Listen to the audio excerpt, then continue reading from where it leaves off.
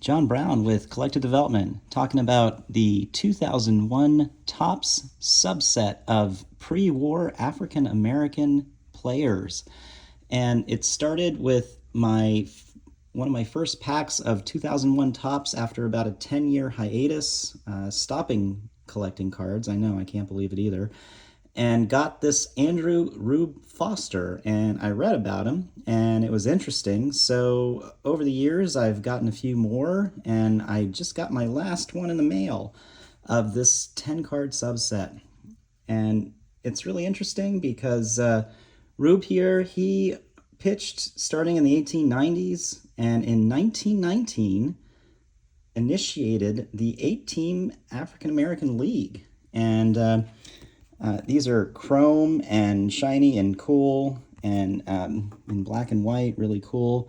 So I thought I would show you the very last one I got, which is George Mule Suttles.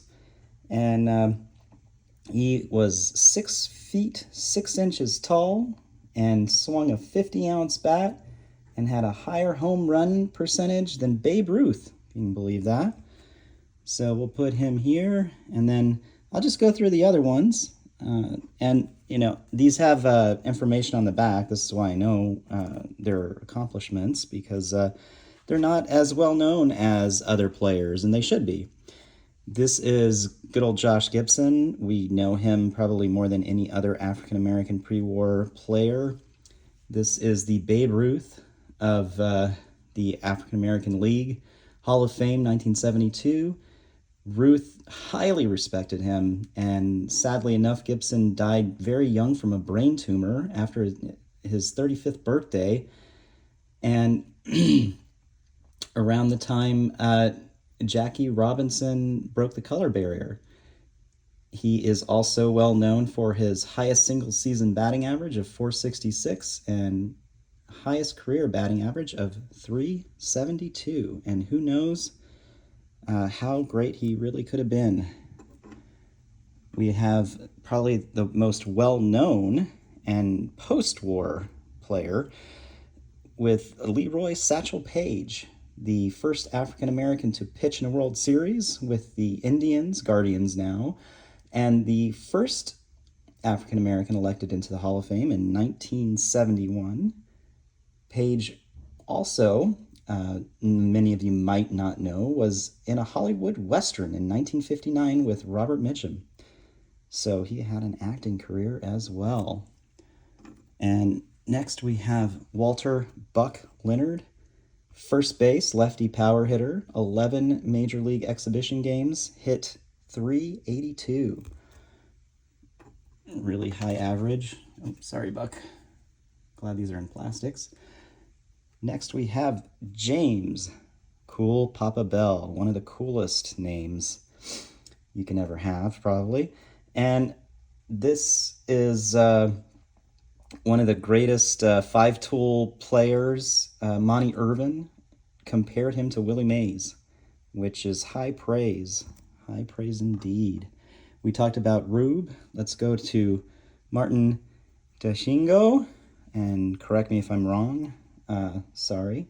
He is Cuban-born, played in the 20s to 40s. He is considered Roberto Clemente-like, and played every position, including pitcher.